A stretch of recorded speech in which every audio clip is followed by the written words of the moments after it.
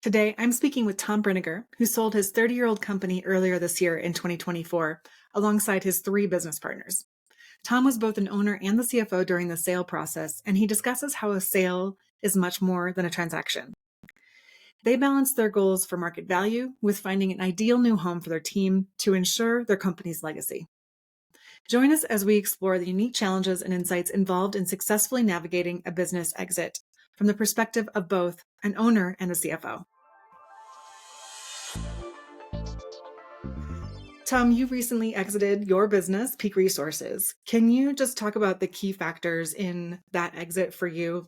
Yeah, I think, obviously, probably the key ingredient was market value. We wanted to, we didn't want to have a fire sale or anything like that. So I think market value was important. But the things I would call out in addition to that are really the team. We wanted to have a good home for our team. We found a good home for virtually all of our team members. So that was really important to us. A lot of folks had a lot of longevity with the organization. So we wanted to make sure, that they were treated well and had a great opportunity going forward. The other thing is kind of our legacy. We've been in the business for 30 plus years. So our brand and who we are was important to us, and being able to kind of continue that legacy, even though we sold the business, was really important to us. What was your ramp to sell? Like, did you guys know the year before, 3 years before? Like, how long did you know? And did you do anything to make sure you were increasing, you're sort of on an upswing Yeah. before you sold? Yeah, great question. And I think very relevant to a lot of business owners. We started having the conversations actually in 2019, and we closed in 2024. So you can see, a 4 year plus time frame that really took us to understand what our market value really was. And to Mhm. your point, to enhance our market value. So we did two main things from that perspective. We did have an issue with customer concentration. And in those 4 plus years, we really reduced our customer concentration, really went all out with customer acquisition, and that really diluted our customer concentration. I would say the other thing in our business was really working on monthly recurring revenue. So, really building a ramp of having sustainable revenue and more impact to the bottom line with that recurring revenue. So those were two main strategies that we took on to increase our market value. Nice. And just to back up a little bit, we did not do a big bio of Sure. you. So Peak Resources, just talk about the customer concentration a little bit and like sort of your MSP business and what that entailed. Yeah. So, we have most of our clients are or were Fortune 1000 type clients. And so we had one customer in particular that comprised, depending on the year, 25 to 30% of our revenue. That was a great customer, but to a buyer that wasn't as appealing because if, I mean, Yeah. old math goes that, you lose that one customer and your revenue declines by 30%. So, like I said, we just took on a tenacious initiative, customer acquisition, and we were very successful with that initiative, and it made a difference in the long run with our sale. That's great. And Tom, you are both owner and CFO. So Correct. I know a lot of business owners rely heavily on their CFO to handle that kind of stuff. So talk a little bit about doing this exit with a partner and like your role and like how much of this, I mean, a lot of it is valuation and numbers and like what's the Sure. value? Like, how much of that fell on your shoulders as CFO? Yeah. Well, to answer one question, so I had three other business partners, Oh, three and other. so, Okay. yeah, and so gaining consensus at the beginning was the most valuable thing that we did, because I think that led to us saying we were all on the same page with, this is a deal breaker or this is not. Like, let's not get down into the weeds on every single deal point. Let's just Yeah. focus on that we've all agreed that we want to, move this forward. So I think that was a really valuable strategy for us. And then my role really was once we gained that consensus, And once we identified our buyer, was really just the grinding out of making sure we stayed on track, got the due diligence done, and that we didn't run into any roadblocks that were gonna blow up the deal. Totally. Can you walk through? So I didn't realize you had that many partners. I thought it was just Yeah. one other. So what was the impetus for it? I mean, yes, you're like primed revenue wise potentially, but and was anybody resistant? Like, how was that consensus building Yeah. process? It was tough, and like I said, we'd been in business for 30 years. So, Yeah. and the primary, my main business partner, who's the CEO, was very emotional about the business, and still is.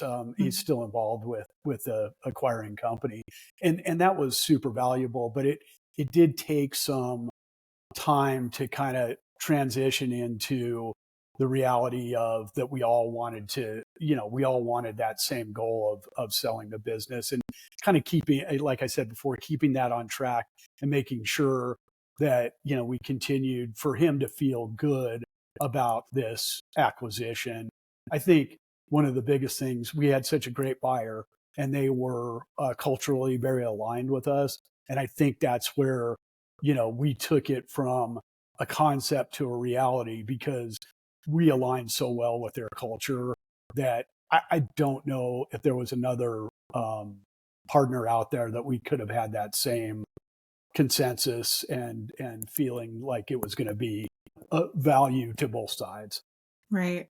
And how did you find that buyer? Did they find you? So did you guys decide to sell and then you went looking, or did somebody come to you and you're like, oh, maybe we should do this? Well, I think a lot of small business have people approach them. Yeah. We did, I think one of the smartest things we did is we hired an investment banking firm. So the company is JD Merritt, and we knew the primary banker over there, Joe Durnford is his name, and he actually found the buyer for us. He kind of specialized in our industry. We knew the buyer, but we didn't have direct access to the folks there that we needed to. So I think, having that partnership with whether it's a business broker or whether it's an investment banker, super valuable, well worth the money spent to have that relationship. And did you already have the relationship with the investment banker, or like why did you choose a investment banker over a business broker? Yeah, so we had done a business valuation with Joe literally in 2004. So Okay. we stayed in touch. We had a relationship with Joe. He touched base with us, kind of on an annual basis to see how things were going. Has the temperature changed? Would you like to entertain acquisition? And so that relationship was a long term relationship. Okay. Kind of a no-brainer. And how Yeah. important do you think it was that he was familiar with your industry and could find a good partner for you versus Yeah. going to somebody that, maybe is a great investment banker but didn't have the relationship? I think that made all the difference, to be honest with you, because he had, and we went through several potential acquisitions before we actually closed on the one that we did. And I would add in that that's super valuable. I would recommend that to anybody. Do a couple dry runs if you can, because then you really know what it starts to look like. Like the picture really starts to come into focus. But yes, his relationships in the industry were crucial to us having several meaningful conversations about an acquisition. So say more about the dry runs. Yeah, So is this your investment banker bringing you potential acquisitions and you're just having initial conversations, or just say more about the yeah, about yeah. that? I would say we probably had four potential buyers out there. Some were more private equity versus a strategic acquisition like we ultimately got done. But a couple of them were strategic. But once you start kicking the tires, you really start understanding what's going to be a good fit and what's a not. Like we had some conversations that right initially you just say, this is not going to be a fit for us. So you don't have to go 90 yards down the field to realize that you're not going to score. And that's why I think that's why we ended up getting a deal done, because once we started going down the field with them, it just felt right. It just felt like it was going to be a good fit for everybody. And so by doing those exercises, you just had a different feeling of comfort with the buyer. What I love what you're saying, Tom, is like I think we talk about due diligence, right? A lot of times you think of the buying company doing due diligence on you, but sounds like you guys were really doing due diligence on the buyer as well. Can you talk about that a little bit? Yeah, it kind of goes back to really what I talked about for us as sellers and for our team, was to feel like, it wasn't just, you can't treat it as a transaction, because there's too much emotions that go into it. I mean, there's the emotions of the owners, there's obviously the emotions of our team, and there's the feeling of partnership versus a purely transactional relationship. Because I don't think we would have gotten across the finish line if it was just about the dollars and cents and due diligence and getting a deal done. It had to feel right. One thing that I think people often overlook is like, in due diligence, people are looking at the team, right? Like, who's the team? Are they strong enough without Tom being there to carry it on, right? Right. Or your other partners as well. But then I'm curious how that transfer went. Like, how did you communicate it to your team so that they stayed on board? Because oftentimes people leave, the team leaves because they're like, well, you guys are not the Yeah. people I signed up to work for, right? Right. Well, ours was an interesting situation because the acquiring company is publicly traded. So in essence, nobody knew prior to the date of acquisition, and so that was a challenge. There were some people kind of at the last minute that we really had to disclose to, because we had to ensure part of the future success of the surviving entity was keeping the people. I mean, at the end of the day, that's what we were, as a people organization. It was a tough conversation, on Monday morning when we announced it to the team. Our buyer was so great. They sent out their CEO, they sent out their COO. The only reason their CFO didn't come was because they had a prior obligation, but they really made our team feel super welcome. They brought in other of their team members from different geographies that had gone through an acquisition themselves. And so they could be at a peer level saying, it's going to be okay. Like, today stinks, but tomorrow the sun's going to come out and it's going to be okay. So I think part of it was just, again, our buyer and the partnership we had with them to make our team feel super welcome. Were they nervous? Were they upset? Were they anxious? Yes, to all of those. But at the end of the day, now that I look back 6 months, I was in the office this week and it was buzzing. People were excited. People were they were doing a great job. So it's fun to see down the road. And I think those were the things that we did to try to smooth that transition, because it can be rocky. It can be really rocky. I mean, that's really impressive that the acquiring company did that level of effort to welcome people on and assure some nerves, right? Exactly. Yeah. And they've done it. They acquire 4 or 5-ish companies a year. So they continue to kind of build upon best practices as they transition new companies into the fold. Yeah. So going into your role a little bit more as the CFO and like Sure. pulling I mean, there is a financial aspect to any kind of sale, right? Like how, I've heard some horror stories of like, it's just another full-time job on top of my current one, right? And I wish I would have started this like way sooner. Just walk me through like your specific role as CFO and like what you had to do, and Yeah. just to sort of prepare other owners, like asking their CFO to go through this, like what's really required. Yeah. It's a haul. We had about a 4-month due diligence period, and yeah, I haven't worked 60, 80 hours in a long time. So it was, but it was a labor of love. I would say, I think a couple points. Number one is they provided us with a due diligence spreadsheet that was literally 900 line items long. And you had to fill out every line, either yes, no, or not applicable. And so that was heavy. But from what I understand, a lot of PE due diligence is even more intense than that. So that's why I think going back to those dry runs, super valuable, because we had already built out, and again, with our investment banker, we had already built out a SIM. So we had all of our data already located in one central, repository, and we didn't necessarily have to recreate the entire wheel when we did due diligence. We had a lot of it already there, ready to go. That doesn't diminish the fact that you need to prepare yourself in a role as a CFO.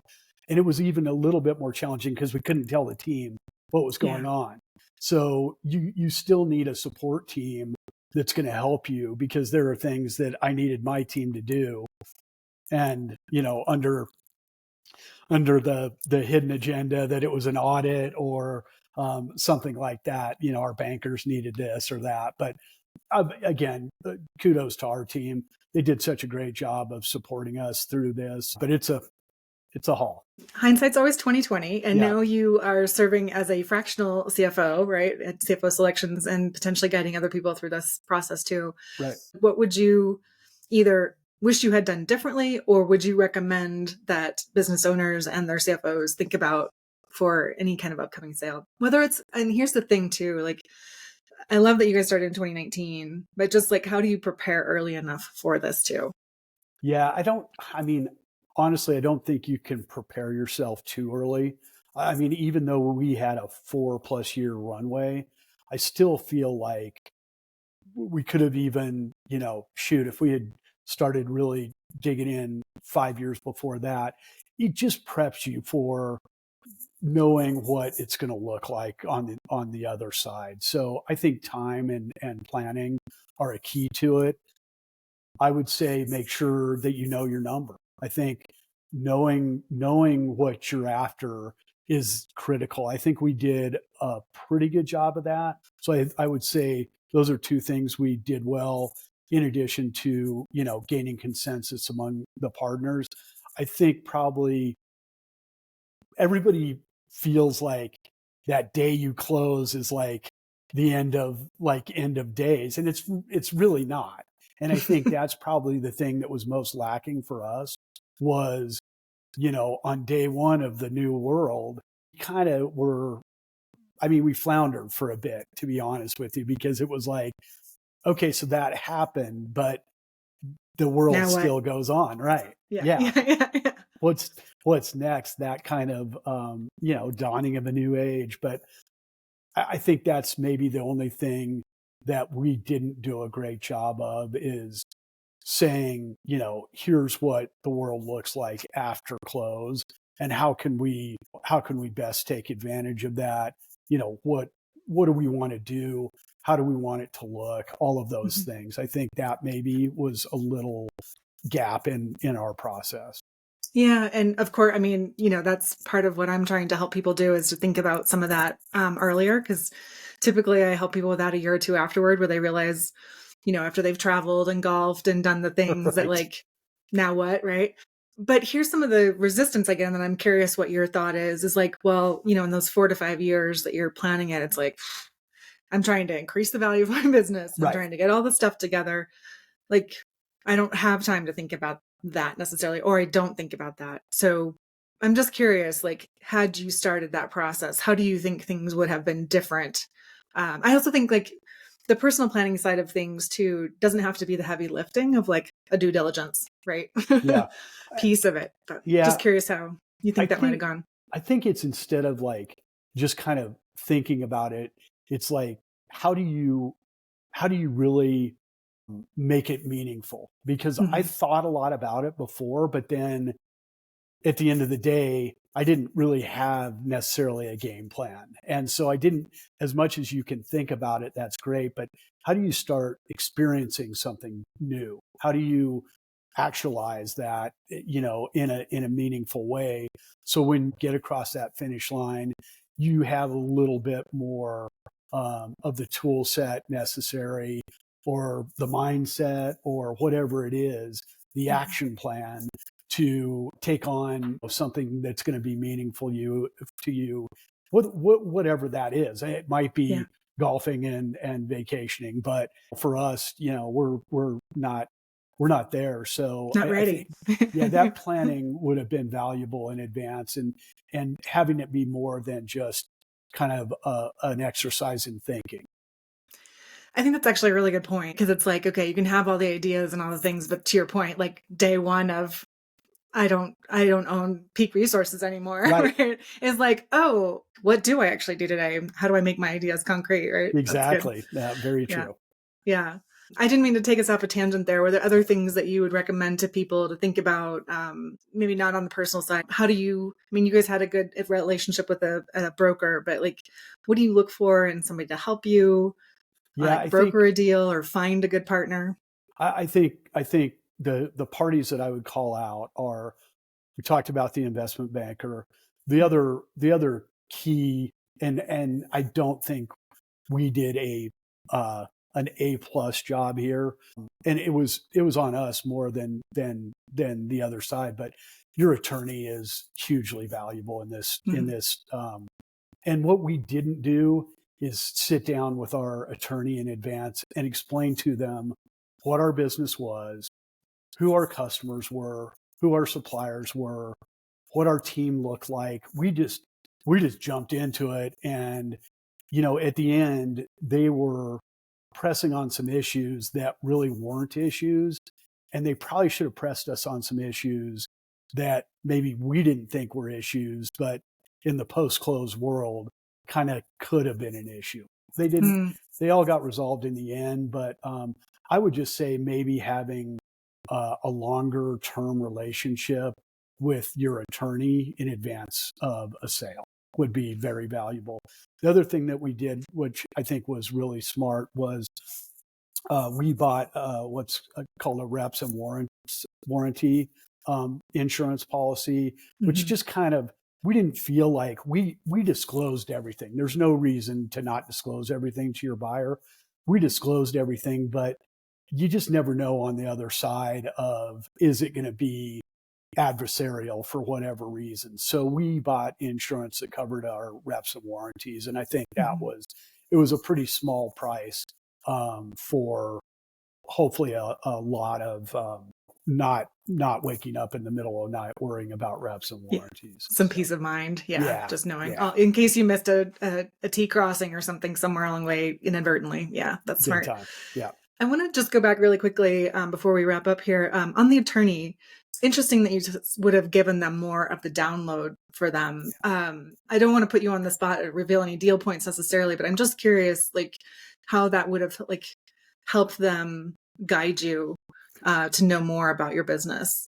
yeah. I Like, was it think, a more employment side of things? Was it more like the deal point side of things? More the employment side of things? Okay. well, actually both, I will say, because at the end they were kind of pushing back on some stuff with one of our suppliers, and it was just kind of exasperating because it's like, no, we've had a relationship with that supplier for 25 plus years. We do a ton of business with them. We're super comfortable with them. We know their upper management. Don't let's not go there. And it got kind of adversarial because we were so adamant that that wasn't a concern. And at the end of the day, it definitely was not a concern. But I think, to your point on the employment side, there are folks that get upset in an acquisition, and you know 99% of our folks, were gracious and wonderful about it. But we had an individual that wasn't so gracious about Right. it, and There's always one, right? yeah, well, I guess so. Um, Yeah. it's never who you think it's going to be. But anyway, they didn't really talk to us much about that side of an acquisition, and I wish we could have maybe thought through that a little bit more. And just one last question on that. Was your attorney specifically versed in like mergers and acquisitions, or were they just your business attorney? They specifically do mergers and acquisitions. It Okay. wasn't, again, I think our attorney was great, but it was because we didn't sit down at the very beginning, even before we had a letter of intent, to say, let's make sure you understand our business. Just take 4 hours and do it on a whiteboard. Here's our suppliers. Here's our employees. Here's our clients. Here's our business ownership structure. We just kind of went from 0 to 60 on a deal with them. And so bad on us. I would definitely recommend to a potential, business owner who's looking to sell, make sure your attorney understands your business inside and out. I think that's really valid advice. I think that's really good for them to really understand the ins and outs and what's important to you. Right? Yeah, that's good. That's good. I've not heard anybody talk about that. So I think that's really good advice. So I think I'm going to focus on the CFO role. I know you're the owner, but also CFO, but you're now doing the CFO selections. If you had to choose 3 words to best capture the CFO's role in a business exit, what would those words be? Yeah, it's funny. I was talking to somebody about this movie last night, and it's sad that I'm bringing it up again today. But Glengarry Glen Ross, always be closing. I think making sure we stayed on track was key, and not let anything. I mean, if there was something that was going to blow up the deal that was legitimate, again, that's if we had reached a tipping point where there was something we just couldn't live with. I'm not advocating to do things just to get a deal done, but I am saying I think the CFO has a critical role in watching all sides of it, from the investment banker to the attorney to your business partners to obviously your buyer, and just making sure nothing goes off track. And there were a couple of times where we got off track, but my job was to get us back on track, and that's ultimately what we did. And I think that's why we had a successful close, and why we're 7-8 months into it, that the surviving entity is doing really well. That's awesome. That's awesome. Congratulations on the close. Thanks. You are, as you mentioned, you are not done yet. You are now working with CFO Selections as a fractional CFO. How do people find you, Tom, if they want to talk to you more? Yeah. So the website is cfoselections.com. My email is tbrinegar@cfoselections.com. I'll just spell it because nobody can spell my name. I can put it down below too if you want. Okay, I won't make you do that exercise. Okay. Yeah. Awesome. Tom, thank you so much for sharing your time, your wisdom. Again, congratulations on the exit and your new chapter. Hey, thanks for having me. It's always a pleasure.